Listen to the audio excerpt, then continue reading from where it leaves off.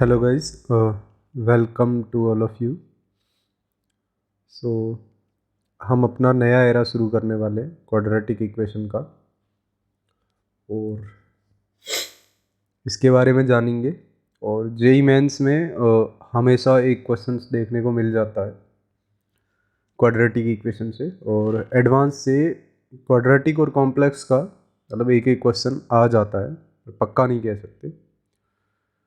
तो सबसे पहले स्टार्ट करते हैं क्वाड्रेटिक इक्वेशन।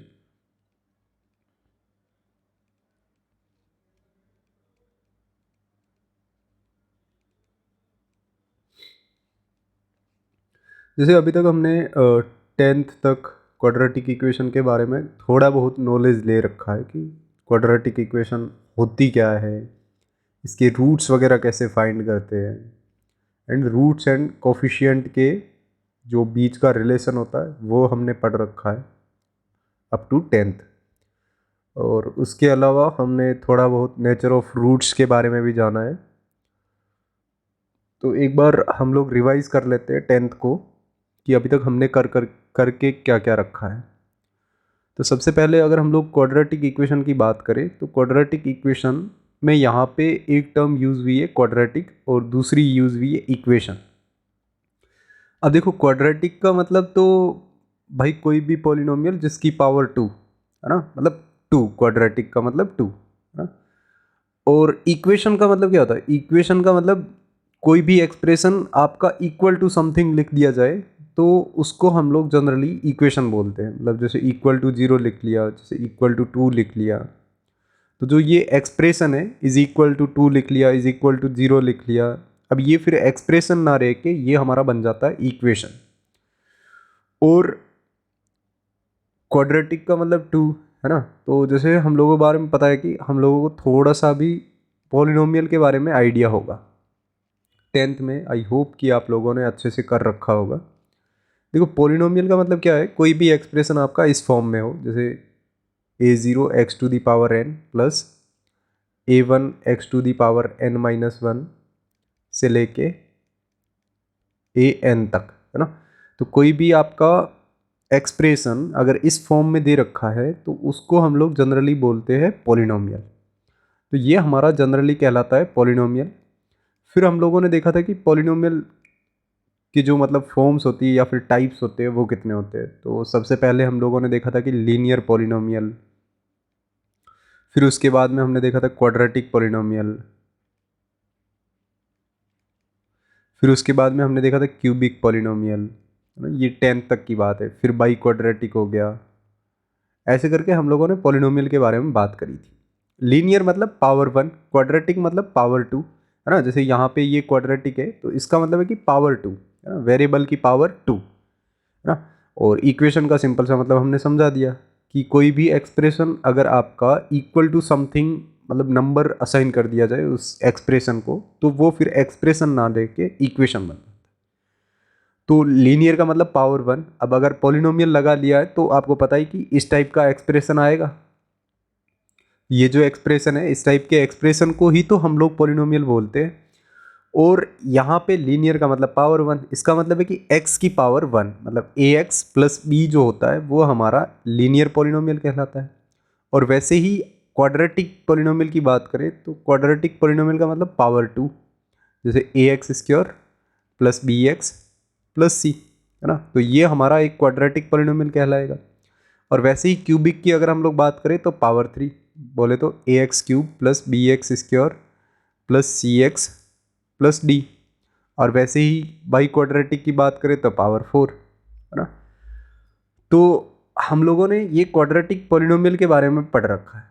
अब इस क्वाड्रेटिक पॉलिनोमियल को मतलब ये एक टाइप का आपका एक्सप्रेशन है, अगर इसको इक्वल टू 0 पुट करवा दिया जाए, मीन्स अगर मैं बात करूं क्वाड्रेटिक पॉलिनोमियल की, क्वाड्रेटिक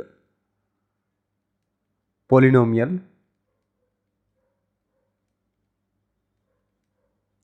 अगर इसको 0 से इक्वेट करवा दिया जाए तो फिर ये पॉलिनोमियल ना रह के ये बन जाता है इक्वेशन।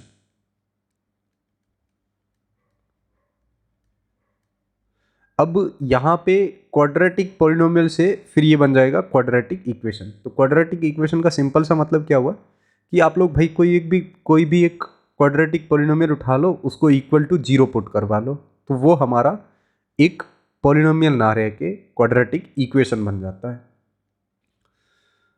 तो जैसे ये डेफिनेशन के बारे में लिखना तो मतलब सही नहीं रहेगा, क्योंकि 10th में आपने पढ़ रखा है और ना ही जेई डेफिनेशन वगैरह के बारे में पूछता है। तो जनरल फॉर्म की अगर हम लोग बात करें, general form of quadratic equation, तो वो कैसी होएगी?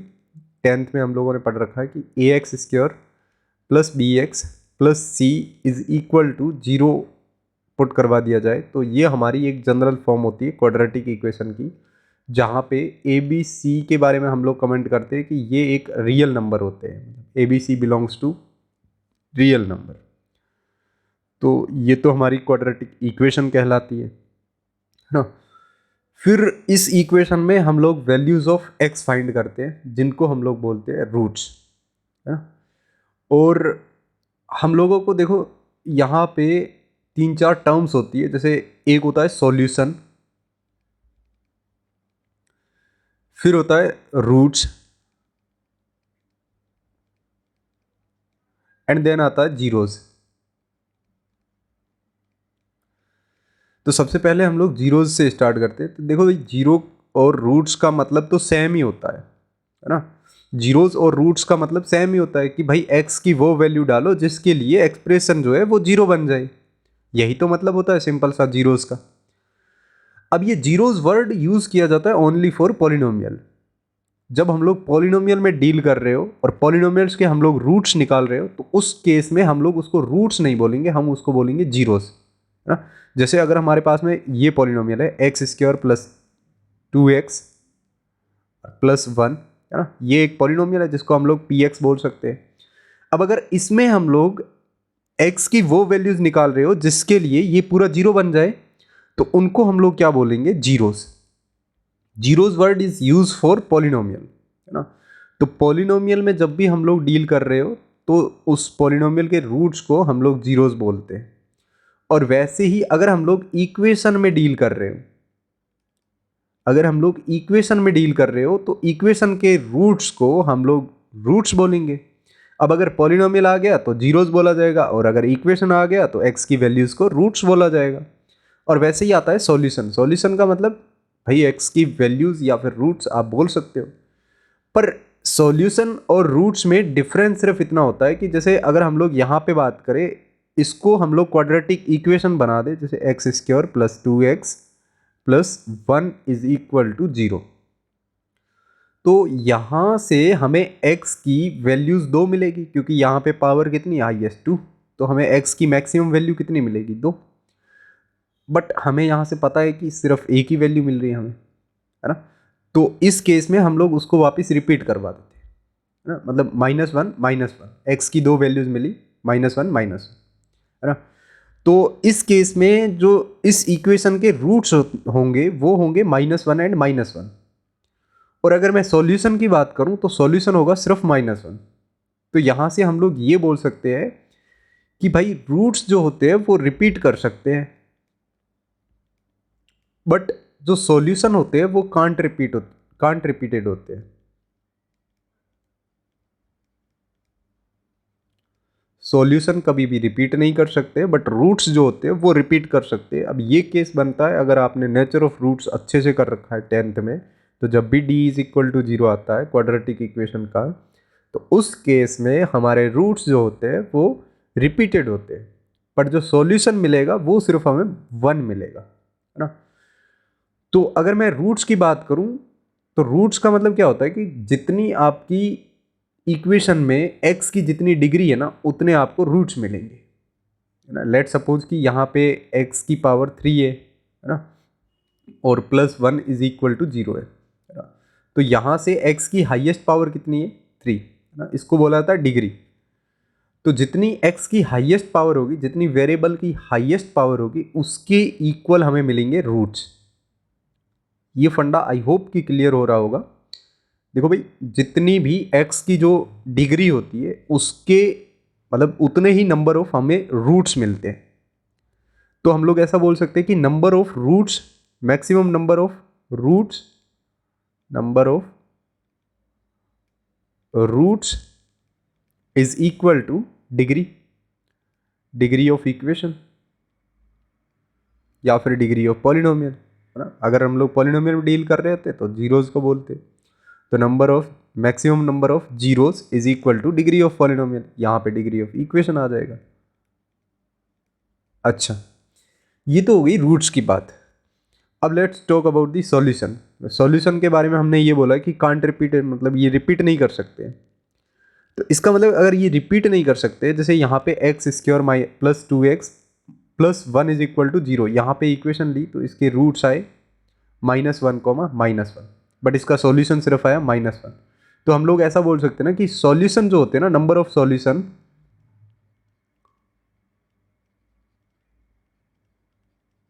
वो लेस देन और इक्वल टू होते हैं किसके, डिग्री ऑफ इक्वेशन, या फिर डिग्री, सिंपली डिग्री बोल दो, है ना भाई, हाईएस्ट पावर ऑफ वेरिएबल। अब ये तो मेनली टर्मिनोलॉजी के बारे में हमने सीखा है कि भाई सॉल्यूशन क्या होते हैं, रूट्स क्या होते हैं एंड जीरोज क्या होते हैं। जीरोज मतलब अगर हम लोग पॉलिनोमियल में डील कर रहे हो तो उस समय हम लोग जो रूट्स को बोलेंगे, रूट्स वाला वर्ड ही पहले उस समय भूल जाना। अगर पॉलिनोमियल के बारे में बात कर रहे हो तो उस समय जो एक्स की वैल्यूज जिसके लिए पॉलिनोमियल जीरो हो जाए उसको बोला जाता है जीरोस। रूट्स माने अगर हम लोग इक्वेशन में डील कर रहे हो तो इक्वेशन में एक्स की वो वैल्यू जो इक्वेशन को सेटिस्फाई कर दे उसको हम लोग रूट्स बोलेंगे। और फिर सॉल्यूशन का मतलब क्या, सॉल्यूशन का मतलब वही कि रूट्स और सॉल्यूशन मतलब एक ही बात है, बट रूट्स जो होते हैं वो रिपीटेड हो सकते हैं बट सॉल्यूशन कांट रिपीटेड होते हैं। आई होप कि ये फंडा क्लियर हुआ होगा। छोटी सी टर्मिनोलॉजी है जो आपको क्लियर हुई होगी। अच्छा, अब अगर हम लोग roots and zeros and solution की डेफिनेशन वगैरह के बारे में, मतलब रूट्स की, अभी तो हमें रूट्स की रिक्वायरमेंट है, तो रूट्स की डेफिनेशन को हम लोग ऐसा बोल सकते हैं कि एक्स की वो values of x which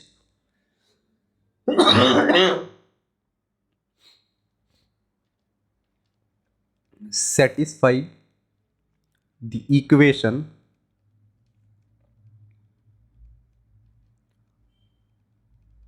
is called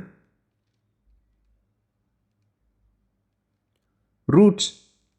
अब ये जो डेफिनेशन है ना, ये बहुत काम की चीज़ है ना, कि भाई x की वो वैल्यू जिसको इक्वेशन में रख दो, बस इक्वेशन सेटिस्फाई हो जाए, उसको हम लोग रूट्स बोलते हैं, है ना। अब ये डेफिनेशन बड़े बड़े क्वेश्चंस, धुरंधर टाइप के क्वेश्चंस होते हैं ना, उनको पल भर में चुटकियों में सॉल्व करके दे देती है ना, ये सिर्फ ये डेफिनेशन ना। तो आई होप कि इसको याद रखोगे आप लोग। फिर आते हैं कि भाई रूट्स जो होते हैं क्वाड्रेटिक इक्वेशन के, उनको फाइंड कैसे करते हैं। तो उनको फाइंड करने के लिए जैसे सबसे पहले हमारे पास में क्वाड्रेटिक इक्वेशन होती है ax² plus bx plus c is equal to 0। तो इसके हम लोग रूट्स फाइंड करते हैं मेनली 2-3 तरीके से। एक तो हम लोग स्क्वायर वाला मेथड यूज़ करते हैं, यहाँ पे स्क्वायर बनाते हैं, इज इक्वल टू समथिंग करवाते हैं, है ना, तो ये मेथड यूज़ करते हैं। दूसरा होता है फैक्टराइजेशन, भाई फैक्टर वगैरह बना के इसको हम लोग सॉल्व करते हैं। और तीसरा आता है इंडियन मेथड, भारतीय मेथड, गर्व से कह सकते हैं श्रीधराचार्य, जिसको मैं हिंदी में लिख लेता हूँ।